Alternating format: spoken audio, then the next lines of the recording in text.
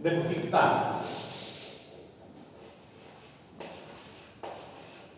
देखो बेटा जब तुर्क आक्रांता भारत में आए थे तो उसके पहले जब उन्होंने यहाँ पे विजय प्राप्त कर ली तो उनके साथ उनके कुछ सामंत थे, सरदार थे, अमीर थे, है ना, उन्होंने यहाँ के क्षेत्र पर अधिकार कर लिया। अब उनको खुश करने के लिए उनको कुछ न कुछ उपहार भी देना था जो उनके साथ लड़े थे, जो सामंत थे, है ना। उन्होंने क्या किया कि अपने साम्राज्य को, जो उनका पूरा साम्राज्य था, जैसे मोहम्मद गौरी ने जो जीता हुआ था, उसको उसने छोटे छोटे पार्ट में डिवाइड करके उसके जो सरदार थे उनको उसने प्रदान कर दिया कि यहाँ का लैंड रेवेन्यू जो है तुम कलेक्ट करो और तुम्हारे पास जो आर्मी है उसका जो एक्सपेंस होता है वो उठाओ, अपनी सैलरी जो खर्चे हैं तुम्हारे वो सब इसी लैंड रेवेन्यू से तुम अपना एडजस्ट करो, है ना। तो इसको क्या बोलते हैं, यही इकता सिस्टम है ना। तो देखो इकता क्या है, इकता जो है तो इकता का शाब्दिक अर्थ है स्थानदैनी भू राजस्व अधिन्यास, है ना। मतलब शासकों द्वारा अपने सैनिकों को, अपने अधिकारियों को उनके सेवा के बदले में, उनके सेवा के बदले में मतलब सैलरी के रूप में किसी क्षेत्र का लैंड रेवेन्यू दे दिया जाता था। क्या दे दिया जाता था, किसी भी क्षेत्र का रेवेन्यू दे दिया जाता था, ठीक है ना। सर नाम क्या था, स्थानांतरित? एक क्या, एक मिनट, देखो क्या होता था, जैसे मान लीजिए मैं सल्तनत काल के एडमिनिस्ट्रेशन में मैं किसी पद पर हूँ, है ना।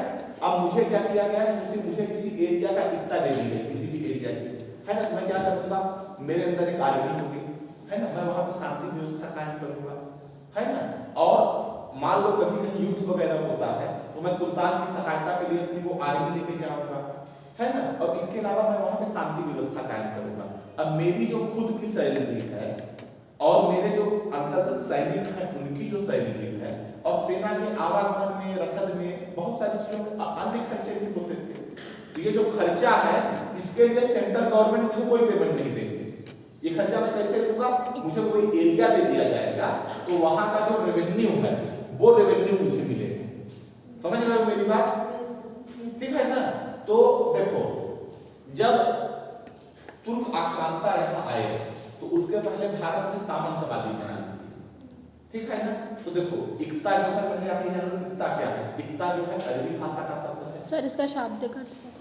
हाँ, शाब्दिक अर्थ इसका हस्तांतरणी भू राजस्व अधिन्यास, ठीक है ना। तो देखो इकता जो है अरबी भाषा का शब्द है, ठीक है ना। सामान्यतः ये माना जाता है कि सबसे पहले सल्जूकों ने इसे प्रारंभ किया, सल्जूक शासक थे, ठीक है ना। और सल्जूकों के अधीन एक उनके यहाँ उनके वजीर थे निजामुल मुल्क तुसी, ठीक है ना। तो उनकी एक बुक है सियासतनामा,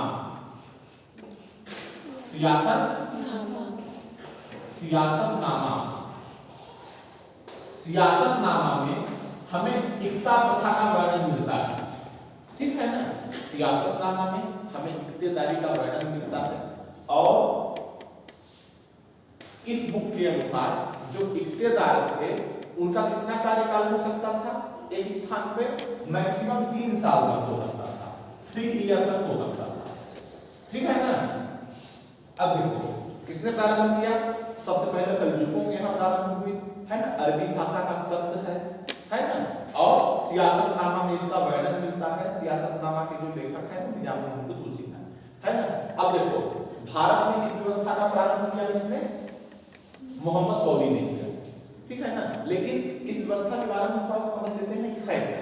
तो देखो इकता जो थी, इकता में हमारा आशय है कि मुगल सल्तनत के अंतर्गत जो सैनिक सरदार होते थे, है ना, तो उनको क्या किया जाता था कि राज्य को छोटे छोटे पार्ट में डिवाइड करके अलग अलग सरदारों को प्रदान कर दिया जाता था, है ना। और वो क्या करते थे कि वो उस एरिया की शांति व्यवस्था स्थापित करते थे, वहां का प्रशासन का संचालन करते थे, रेवेन्यू कलेक्ट करते थे और एक आर्मी रखते थे। और जब भी सेंट्रल गवर्नमेंट को उस आर्मी की आवश्यकता पड़ती थी, सुल्तान को उसकी आवश्यकता पड़ती थी, तो वो उसकी हेल्प करते थे, अब ये लोग सेंट्रल के लिए जो सर्विस प्रदान कर रहे हैं उसके बदले में केंद्र सरकार की ओर से मतलब सल्तनत की ओर से इनको कोई भुगतान नहीं किया जाता है। तो इनका भुगतान कैसे होगा? भू राजस्व जो उस एरिया का जो रेवेन्यू कलेक्ट होता था उस रेवेन्यू से ही अपने सारे खर्च काटते थे। अब कभी कभी ऐसा होता था कि इनके यहाँ जो रेवेन्यू है उस एरिया में ज्यादा कलेक्ट हो रहा है, तो जो शेष रेवेन्यू होता था वो क्या करते थे, ये सेंट्रल गवर्नमेंट को देते थे। इसको क्या बोला जाता था? इसको फवाजी बोला जाता था। क्या बोला जाता था? फवाजी बोला जाता था। ये क्या होता था? इक्तेदार अपने समस्त प्रकार के खर्चों को काटने के बाद, ठीक है, अपनी सैलरी लिया, अपने सैनिकों की सैलरी लिया और बाकी जो एक्सपेंस हुए सारे एक्सपेंस को ऐड करने के बाद उसने क्या किया कि उसके पास जितना रेवेन्यू कलेक्ट हुआ था तो उसने अपने सारे एक्सपेंस को क्या किया, उसमें माइनस कर दिया। जो शेष राशि बचती है वो क्या कहलाती है? खवाजी कहलाती है। इसको क्या करेगा वो? इसको सेंट्रल गवर्नमेंट को देगा। ठीक है ना? तो बात समझ में आई इतनी कि इक्ता जो होता था तो इक्ता एक मतलब किसी भी सरकारी सेवक को उसकी सेवा के बदले में, है ना, एक एरिया प्रदान कर दिया जाता था और जिस एरिया के राजस्व से वो क्या करता था, अपना समस्त प्रकार के खर्चों को की भरपाई करता था। अब महत्वपूर्ण बात ये है कि जो इक्ता होती थी, जो इक्तेदार का पद होता था, तो इक्तेदार की नियुक्ति कौन करता था? पहली बात तो इक्तेदार की नियुक्ति सुल्तान करता था। ठीक है? इक्ता क्या होती थी? छोटे छोटे प्रदेश के रूप में होते थे, है ना, छोटे छोटे स्टेट के रूप। आप मान सकते हो कि सल्तनत काल में स्टेट थे और इक्तेदार की हैसियत क्या थी? आप मान सकते हो कि गवर्नर की हैसियत थी। ठीक है? इक्तेदार की हैसियत क्या थी? छोटे छोटे इक्ताएं जो थी आप मान सकते हो कि सल्तनत के अंतर्गत छोटे छोटे स्टेट के रूप में थी और जो इक्तेदार होता था वो क्या था? वो गवर्नर की हैसियत होती थी। ठीक है ना? अब इक्तेदार की नियुक्ति कौन करता था? सुल्तान करता था। जिस व्यक्ति को इक्ता दिया जाता था उसको मुक्ता,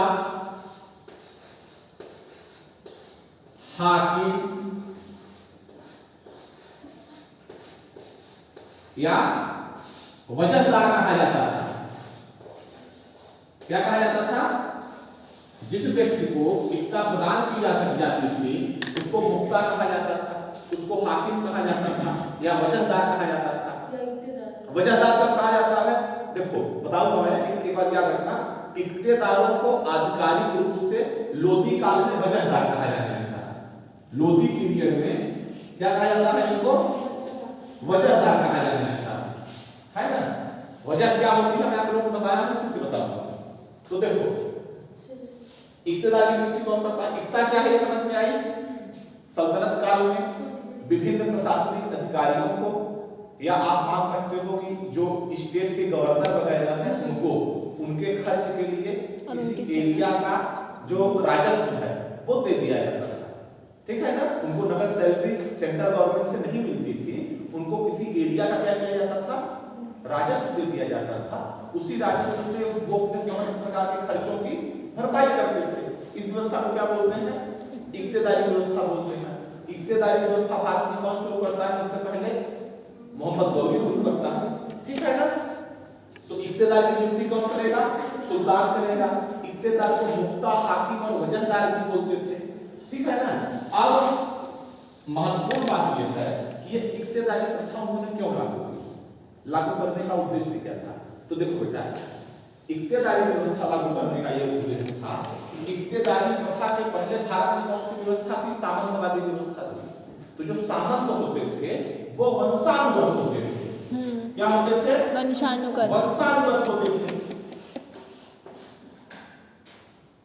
जैसे पिता सामंत है, फिर उनका पुत्र सामंत होगा, फिर पोता सामंत होगा। लेकिन इक्तेदारी जो थी वो वंशानुगत नहीं थी। ठीक है ना? दूसरा कारण क्या? दूसरी बात क्या थी कि इक्तेदारी जो थी वो उसमें स्थानांतरण होता था, ट्रांसफर होता था। 3-3 साल में ट्रांसफर हो जाता था सामान्यतः, लेकिन सामंतवादी प्रणाली में ट्रांसफर नहीं होता था। तो जब सामंत एक ही जगह पर रहते थे तो बहुत ज्यादा पावरफुल हो जाते थे। ठीक है? सामंत जब एक ही जगह पर रहते थे तो बहुत ज्यादा पावरफुल हो जाते थे। वो वहां हो सकता है वो जनता के साथ मिलकर विद्रोह कर दे, ठीक है ना। तो इसलिए इन्होंने क्या किया कि सामंतवादी प्रणाली को छोड़ के इन्होंने इक्तादारी प्रणाली लागू की। तो इक्तादारी प्रणाली के अंतर्गत क्या फायदा होता है? पहली बात तो ये आती है कि पहली बात इससे ये प्रॉफिट होता है कि जो दूर दराज के एरिया थे वो सीधे सेंट्रल गवर्नमेंट में नियंत्रण में आ जाते हैं। जो दूर दराज के एरिया थे, मान लो दिल्ली का शासक है और वो मालवा की इक्तदार को प्रदान करता है, ट्रांसफर भी जल्दी जल्दी हो रहा है। कभी मालवा का इक्तदार जो है वो ग्वालियर का इक्तदार हो जाएगा, ग्वालियर वाला लखनऊ अवध का इक्तदार हो जाएगा। तो एक ही जगह पर रुके उनको अपनी पावर को बढ़ाने का मौका नहीं मिल रहा है ना। वो अपनी शक्ति के लिए किसके ऊपर निर्भर है? सुल्तान के ऊपर निर्भर है। तो सुल्तान क्या चाहता था? उसका इक्तदारी व्यवस्था को लागू करने का उद्देश्य क्या था? तो इक्तदारी व्यवस्था को लागू करने का पहला उद्देश्य था कि जो दूर दराज के क्षेत्र हैं वो सीधे सेंट्रल गवर्नमेंट के नियंत्रण में आ जाए। दूसरा कारण क्या था कि जो इक्तदार हैं, जो अमीर हैं, वो कमजोर रहे। और तीसरा कारण ये भी था कि जो उन्होंने क्षेत्र को जीता हुआ था, उनके जो साथ में आक्रमणकारी आए हुए थे या उनके जो सरदार सामंत थे, और प्रशासन के संचालन में क्योंकि गवर्नमेंट तभी चलेगी जब रेवेन्यू कलेक्ट होगा, ठीक है ना। तो प्रशासन के संचालन के लिए भी जरूरी था कि ऐसे लोगों की नियुक्ति की जाए, इसलिए उन्होंने इक्तदारी प्रणाली को अपनाया। आई बात समझ में? क्यों अपनाया? पहली बात तो ये कि जो अमीर थे वो ज्यादा पावरफुल न हो जाए, है ना। पहला कारण क्या था कि अमीर जो थे वो ज्यादा पावरफुल न हो जाए। दूसरा कारण क्या था कि जो दूर दराज के क्षेत्र हैं उन पर सेंट्रल गवर्नमेंट का जो कंट्रोल है वो ज्यादा हो जाए, ठीक है ना। इसलिए उन्होंने इक्तदारी प्रणाली को लागू किया। जितने भी राजस्व मिलते थे, है ना, इक्तदार जो था वो उस एरिया में जाता था, है ना, वहां पे शांति व्यवस्था स्थापित करता था, वहां पे रेवेन्यू कलेक्ट करता था, एक आर्मी रहता था, है ना, और जरूरत पड़ने पर सेंट्रल गवर्नमेंट की हेल्प करता था। अब उस एरिया से जितना भी रेवेन्यू कलेक्ट होता था वो सारा रेवेन्यू जो है वो अपने खजाने की भरपाई करता था, और जो शेष रेवेन्यू बचता था क्या करता था वो उसको सेंट्रल गवर्नमेंट को भेज देता था, ठीक है ना। आई बात समझ में? अब मैंने आपको बताया कि जब यहाँ पे तुर्क आक्रमणकारी है, उसके पहले यहाँ सामंतवादी व्यवस्था थी। तो आपसे ये पूछ सकता है दोनों में अंतर क्या है? सामंतवादी व्यवस्था में इक्तदारी में, तो सामंतवादी व्यवस्था जो थी वो वंशानुगत है ना, इक्तदारी प्रणाली जो थी वो वंशानुगत नहीं थी, है ना। सामंतवादी प्रणाली में जो सामंत थे उनका संपत्ति पे प्रॉपर्टी पे अधिकार रहता था, उनकी खुद की होती थी।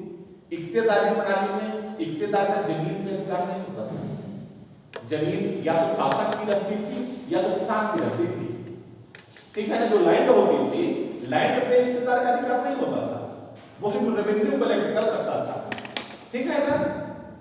तो सामंतवाद जो होते थे वंशानुगत होते थे, इक्तदार जो होते थे वो वंशानुगत नहीं होते थे। सामंत जो थे वो एक ही स्थान पर रहते थे, और जब एक ही स्थान पर रहते थे तो वहां के स्थानीय लोगों को अपने पक्ष में कर लेते थे, बहुत ज्यादा पावरफुल हो जाते थे। जो इक्तदार थे उनका ट्रांसफर होता रहता था, वो स्थानीय लोगों को अपने पक्ष में नहीं कर पाते थे, ठीक है ना। बाकी में नहीं आएगी। अब एक चीज यह है कि जो इक्तदार होते थे, तो जो एक आपसे प्रश्न पूछ सकता है इक्तदारों की अंतिम श्रेणी में कौन आता था? तो इक्तदारों की अंतिम श्रेणी में आते थे जो राज परिवार की महिलाएं होती थी, सुल्तान की जो बेगम होती थी, और इसके अलावा जो मौलवी मौलाना लोग होते थे, उलेमा लोग होते थे, जिनको मदद के मास के रूप में दी जाती थी, है ना, वो इक्तदार की अंतिम श्रेणी में आते थे। अब सबसे बड़ा हमारे सामने मतलब एक प्रश्न यह है कि इक्ता कितने प्रकार के होते थे? तो इक्ता प्रमुख रूप से दो प्रकार के होते थे। एक होता था इक्ता ए तमलिक, इक्ता ए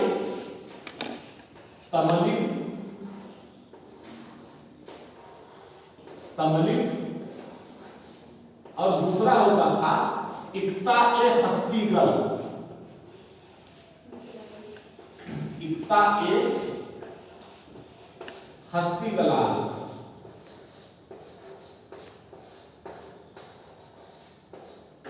हस्तगलाल, ठीक है ना, दो प्रकार के इक्ता होते थे। अब इनमें क्या अंतर है? देखो बेटा, ये जो इक्ता होता था ये स्टेट लेवल के इक्ता होते थे, मतलब खालसा स्तर की, जैसे खालसा भूमि होती थी आप लोग जानते हो, केंद्रीय सरकार के निधि नियंत्रण में होती थी। आप लोग सीखेंगे जान लो कि जो बड़ी इकाइयां होती थी, जो प्रदेश स्तर की इकाइयां होती थी, वो इकाइयां सम्मिलित होती थी। कौन सी? ऐसी इकाइयां जो प्रदेश स्तर की इकाइयां होती थी, जो प्रांतीय स्तर की इकाइयां होती थी, वो इकाइयां सम्मिलित होती थी। और ऐसी इकाइयां जो छोटी इकाइयां होती थी, जो छोटे छोटे कई सारे गांवों से मिलकर बनी होती थी, वो इस इकाइयां हस्तिगराल होती थी।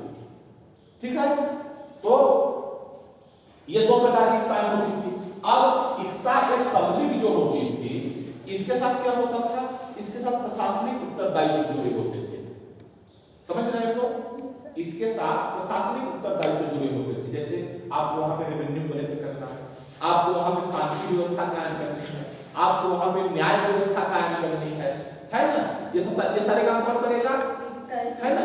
इसके साथ प्रशासनिक उत्तरदायित्व जुड़े होते थे। ये अपने साथ एक आर्मी भी रखता था, लेकिन इसका एक हस्तिगराल जो होता था, वो क्या करता था? उसके साथ प्रशासनिक उत्तरदायित्व नहीं जुड़े होते थे। उसकी छोटी एकता होती है और ये उसको उसके व्यक्तिगत खर्च के लिए दी जाती है। समझ रहे हो? उसके व्यक्तिगत खर्च के लिए, उसके व्यक्तिगत जीविकोपार्जन के लिए दी जाती थी। बात आई समझ में? सर फिर ये लोग सेना नहीं रखते थे क्या? ये लोग सेना नहीं रखते थे, इनका प्रशासनिक उत्तरदायित्व नहीं था, है ना? अपने व्यक्तिगत उद्देश्य के लिए भले थोड़े बहुत रख सकते हो, लेकिन मतलब इनका कोई प्रशासनिक उत्तरदायित्व नहीं था, है ना? ये सेना नहीं रखते थे, वो सेना रखते थे, इकता एक अमीर वाले सेना रखते थे, उनका प्रशासनिक उत्तरदायित्व होता था। ठीक है ना? बताइए समझ में नहीं आई? तो दो प्रकार की इकता होती थी। जो बड़ी इकता होती थी, वो इकता एक सम्मिलित होती थी, जो एक प्रदेश लेवल की होती थी, स्टेट लेवल की होती थी, जिनके साथ प्रशासनिक उत्तरदायित्व जुड़े होते थे। जो छोटी इकताएं होती थी, इकता एक हस्तिगराल होती थी, जो छोटी होती थी, जो छोटे छोटे गांवों से मिलकर बनी होती थी, है ना? उसमें कोई प्रशासनिक उत्तरदायित्व नहीं था, उनको एडमिनिस्ट्रेशन नहीं चलाना पड़ता था वहां। ठीक है ना? तो ये दो प्रकार की इकताएं होती थी। अब देखो बेटा, भारत में इक्तेदारी का विकास, तो भारत में सबसे पहले जब मोहम्मद गौरी आता है तो कुतुबुद्दीन ऐबक को फांसी की इक्ता देता है। क्या करता है? कुतुबुद्दीन ऐबक को फांसी की इक्ता देता है। और इसके अलावा नासिरुद्दीन कुबाचा को उच्च की इक्ता देता है। तो शुरुआत कौन करता है? शुरुआत कुतुबुद्दीन ऐबक ही कर देता है। इसके बाद मोहम्मद गौरी, भारत में जब मोहम्मद गौरी आता है तो कुतुबुद्दीन ऐबक को फांसी की इक्ता देता है ना? मोहम्मद गौरी कुतुबुद्दीन ऐबक को फांसी की इक्ता देता है। तो आपसे अगर कोई पूछे कि भारत में इक्ता प्रणाली की शुरुआत किसने की, तो भारत में इक्ता प्रणाली की शुरुआत किसने की? मोहम्मद गौरी ने की। किसको दिया? कुतुबुद्दीन ऐबक को फांसी की इक्ता देता है। ठीक है ना? इसके अलावा नासिरुद्दीन कुबाचा को उच्च की इक्ता देता है। इसके बाद अगला शासक बनता है कुतुबुद्दीन ऐबक। तो कुतुबुद्दीन ऐबक क्या करता है? क्या आप लोगों ने पढ़ा होगा कि इल्तुतमिश को बदायूं की इक्ता देता है। इल्तुतमिश से अपने बेटी की शादी करता है और बदायूं की इक्ता दे देता है।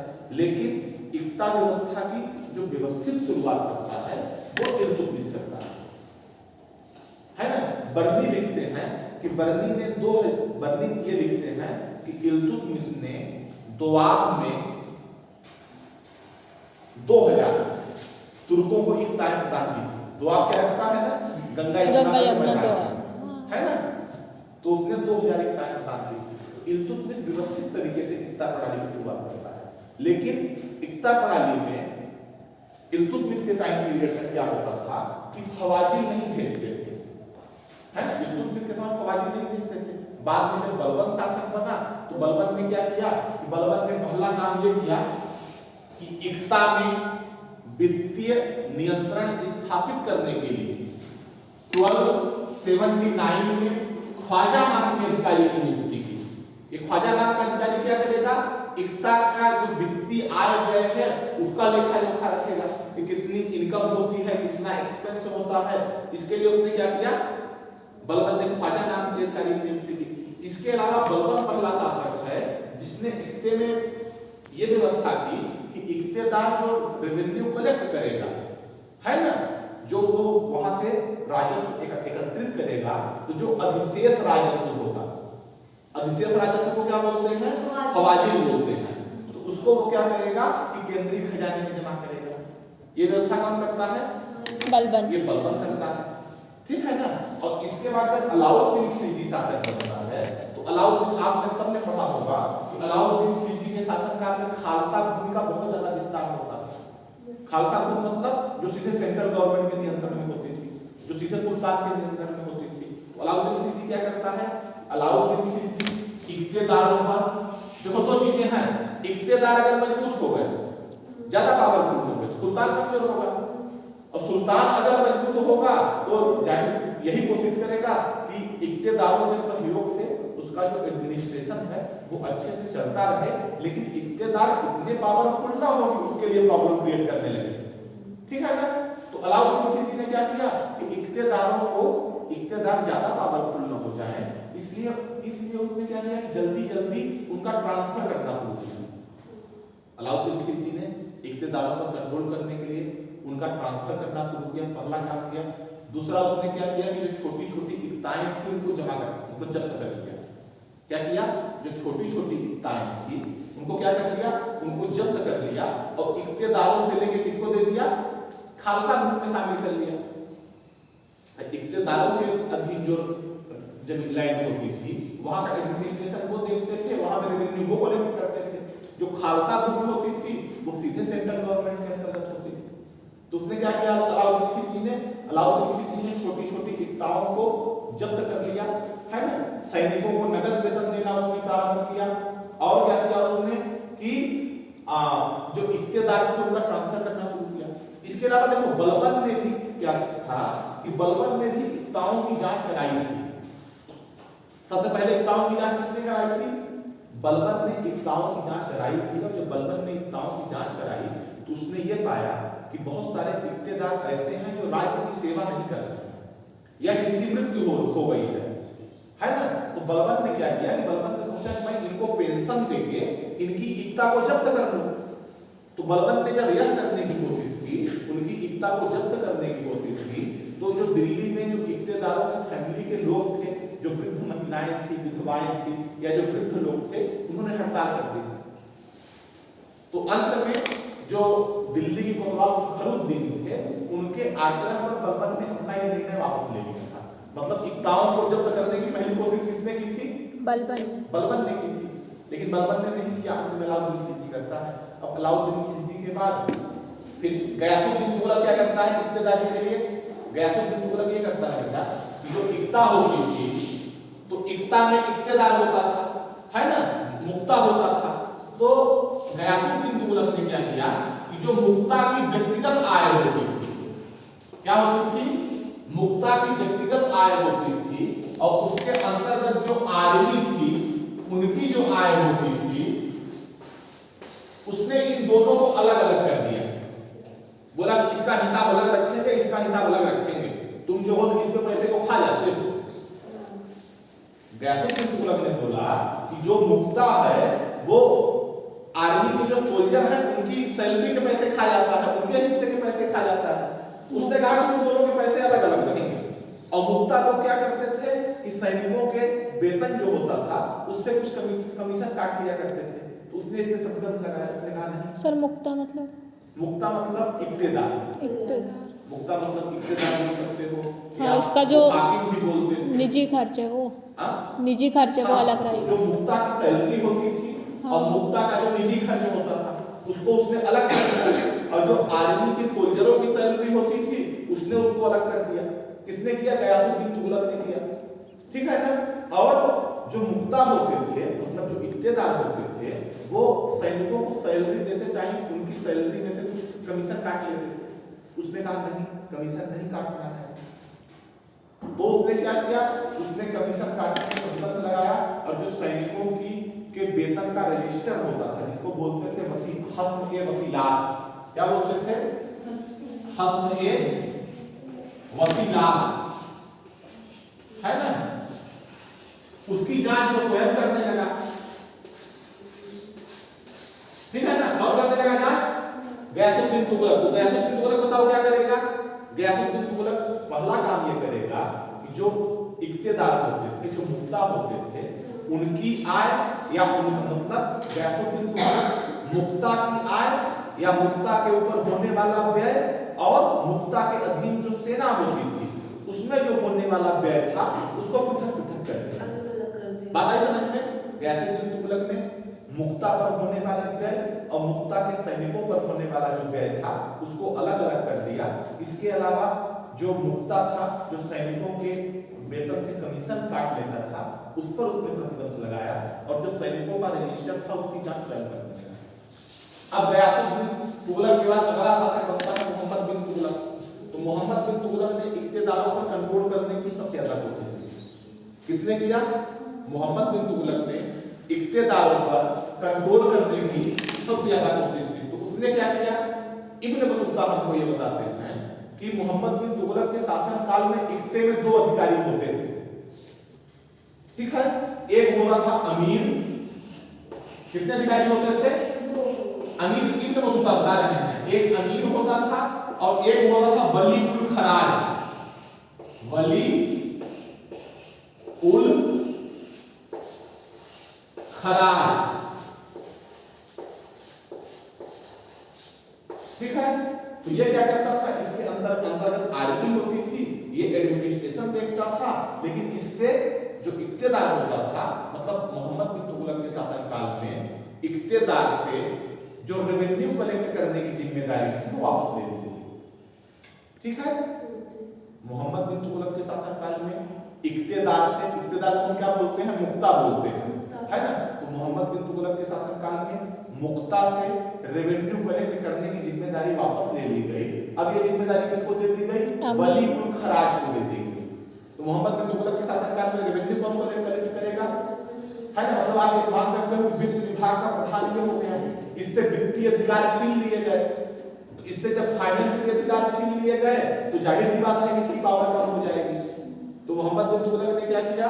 मोहम्मद बिन तुगलक पता नहीं समझ नहीं आ रही है। मोहम्मद बिन तुगलक ने क्या किया कि इक्तेदार की पावर को कम करने के लिए इक्तेदार से उसने क्या किया कि जो राजस्व कलेक्ट करने का जो जिम्मेदारी थी उसने वापस ले लिया और ये जिम्मेदारी किसको दे दी? एक नया पद बनाया जिसको वली उल खराज बोलते थे।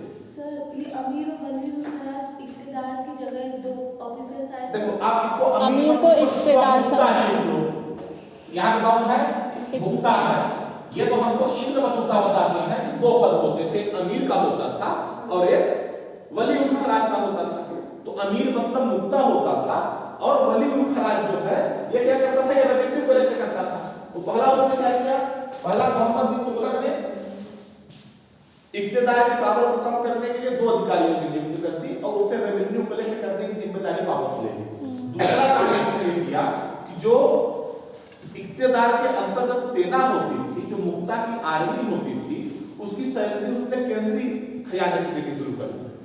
सेंट्रल गवर्नमेंट उसको कैश पेमेंट करने लगी, ठीक है ना? तो इस प्रकार से उसने क्या किया कि इक्तेदार की पावर को कम करने की कोशिश की। अब मोहम्मद बिन तुगलक के बाद अगला शासक बनता है फिरोज शाह तुगलक। तो हाँ, ये मुक्ता का क्या काम था? एडमिनिस्ट्रेशन से। देखो मुक्ता जो होता था आर्मी, तो मुक्ता पहला काम करता था। मुक्ता कौन होता था? जो इक्तेदार, जो इक्ता थी, है ना? इक्ता जिस व्यक्ति को प्रदान की जाती थी उसको मुक्ता बोलते हैं। मतलब वो आप मान सकते हो किसी स्टेट का गवर्नर है। क्या करता था वो? वहां पे शांति स्थापित करता था, वहां पे रेवेन्यू कलेक्ट करता था, इसके अलावा एक आर्मी भी रखता था, है ना? न्यायिक मामलों की सुनवाई वहां पे करता था, ठीक है ना? तो एक तरह से वो राज्यपाल की हैसियत का था। इसके अलावा जो वहां पे जन कल्याणकारी कार्य होते थे उसके लिए भी कुछ न कुछ करता था, ठीक है ना? इसके अलावा जो मुक्ता होते थे वो क्या करते थे कि जैसे सुल्तान किसी के लिए इक्ता नहीं निर्धारित कर देता, वैसे मुक्ता भी किसी के लिए निर्धारित कर देते थे। मतलब छोटे छोटे क्षेत्र जो थे, छोटे छोटे जो क्षेत्र होते थे उसका अनुदान जो है व्यक्तियों को दे देते थे। जैसे बलबन जब शासक नहीं बना था तो उसने मिनहाज सिराज को दी थी, बहुत बड़ा एरिया दिया था, है ना? मतलब जो इक्तेदार थे, जो गवर्नर थे, वो भी विद्वानों को अगर किसी व्यक्ति को चाहे तो वो दे सकते थे, देते थे। अब इसके बाद क्या हुआ कि मोहम्मद बिन तुगलक के बाद फिरोज शाह तुगलक शासक बना। तो फिरोज शाह तुगलक ने क्या किया? जो सबसे बड़ा परिवर्तन किया उसने क्या किया कि इक्तेदारी प्रथा को वंशानुगत कर दिया। क्या कर दिया? वंशानुगत कर दिया। अब वंशानुगत कर दिया तो उसने बोला कि जो सैनिक हैं अगर वो वृद्ध हो गए हैं या मृत्यु हो गई है तो उनका बेटा उनकी जगह पे कार्य कर सकता है, बेटा नहीं है तो दामाद कर सकता है, दामाद नहीं है तो दास कर सकता है, लेकिन उनकी इक्ता को जब्त नहीं की जाएगी। ठीक है, तो फिरोजशाह तुगलक ने क्या किया, इक्ताओं को वंशानुगत कर दिया। दूसरा इसके काल में क्या हुआ, वंशानुगत हो गई तो रिश्ता ही बंद हो गया, उनका ट्रांसफर होना भी बंद हो गया। जब वंशानुगत हो गई तो ट्रांसफर होना उनका बंद हो गया। तीसरा काम इसने क्या किया, इसके शासनकाल में इक्ताओं को मतलब इसने क्या किया, सैलरी के एवज में इसने क्या किया कि छोटे छोटे जमीन के टुकड़े देने शुरू किए। वो जो छोटे जमीन के टुकड़े थे या जो एरिया था है ना, तो छोटे सैलरी के एवज में इसने सैनिकों को क्या किया कि छोटा छोटा एरिया का रेवेन्यू देना शुरू किया। उसको क्या बोलते थे, उसको वजह बोलते थे। क्या बोलते थे, सैनिकों को या एडमिनिस्ट्रेशन के जो अधिकारी वगैरह होते थे या जो आर्मी के सोल्जर वगैरह होते थे उनको इसने क्या किया कि कैश पेमेंट के स्थान पे छोटे छोटे एरिया का लैंड रेवेन्यू देना शुरू किया। ये जो रेवेन्यू कहलाता था, क्या कहलाता था, वजह कहलाता था। जिस व्यक्ति को दिया जाता था वह वजहदार कहलाता था, वजहदार कहलाता था। इसके बाद फिरोज तुगलक ने वंशानुगत कर दिया था, इसलिए जो इक्तेदार थे वो उनकी पावर और मजबूत होती गई है ना, जो गवर्नर वगैरह थे वो ज्यादा पावरफुल होते गए। इसके बाद जब लोधी वंश का शासन आता है तो लोधी शासकों के अंतर्गत इक्तेदार बहुत ज्यादा पावरफुल हो जाते हैं। लोधियों ने क्या किया था कि अफगान अमीर जो थे उनको बहुत बड़ी बड़ी इक्ताएं दी थी, और इनके शासनकाल में लोधियों के शासनकाल में क्या होता है कि इक्ता का पुनर्हस्तांतरण होता है। मतलब जैसे किसी सरकार को, किसी अफगान को बहुत बड़ी इक्ता दे दी गई है तो क्या करता था कि अपने आर्मी के जो सैनिक हैं उनको सैलरी के रूप में छोटी छोटी इक्ताएं दे देता था, छोटे छोटे स्थान दे देता था, है ना, कि वो वहां का लैंड रेवेन्यू जो है वो ले सकते हैं उनकी सैलरी के रूप में। तो क्या होता है, इनके शासनकाल में इक्ता का पुनर्हस्तांतरण होता है। सुल्तान जो है एक व्यक्ति को देता है इक्ता, और वो जो व्यक्ति है वो भी अन्य व्यक्तियों को दे देता है। लोधी हो गया है ना, पुनर्स्थानांतरण, समझ रहे हो ना, पुनर्स्थानांतरण। हां, लोधी लोधी टाइम है ना, लोधी टाइम में क्या होता है, जो अफगान थे उनको बड़ी बड़ी इक्ताएं दी जाती थी, है ना, अफगान सरदारों को, और ये बहुत पावरफुल होते थे। इन्होंने बहुत बड़ी बड़ी सेना रखी हुई थी, बहुत बड़ी संख्या में ये हाथी रखते थे, है ना, और ये क्या करते थे, अपने सैनिकों को कैश पेमेंट के स्थान पर, नगद भुगतान के स्थान पर छोटी छोटी इक्ताएं देते थे। तो इनके शासनकाल में इक्ता का पुनर्स्थानांतरण शुरू हो गया। सर ये हम पूरा लोधी पीरियड की बात कर रहे हैं या फिर किसी, ये भी हम लोधी की बात कर रहे हैं, पूरा लोधी, हाँ पूरा लोधी, है ना। तो लोधी शासनकाल में क्या होता है, इक्ता का पुनर्स्थानांतरण शुरू हो जाता है ना, फिर से स्थानांतरित होती रहती है ना, मतलब एक व्यक्ति को मिलती है वो व्यक्ति अन्य व्यक्तियों को भी देता है। और सर वजह जो था वो फिरोजशाह तुगलक के काल में था। हाँ, अब लोधी काल में क्या होता है, ये वजह मतलब वजह जो है इक्ता को कब बोला जाता है, फिरोजशाह तुगलक के शासनकाल में बोला जाता है। लेकिन आधिकारिक रूप से लोधी काल में जो इक्ते थी उनको मतलब वजह बोला जाता है।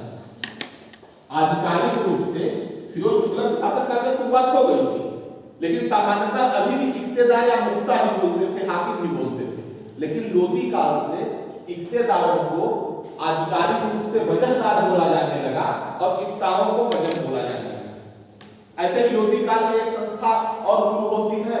लोधी काल में क्या होता है, जो सिख होते थे उनको सरकार को बुलाने लगता है। सिख क्या थे, जिला लेवल की इकाई होती थी, जो डिस्ट्रिक्ट लेवल की प्रशासनिक इकाई होती थी वो सिख होती थी। तो लोधी काल में सिख को क्या बोलने लगते हैं, सरकार बोलने लगते हैं। आई बात समझ में।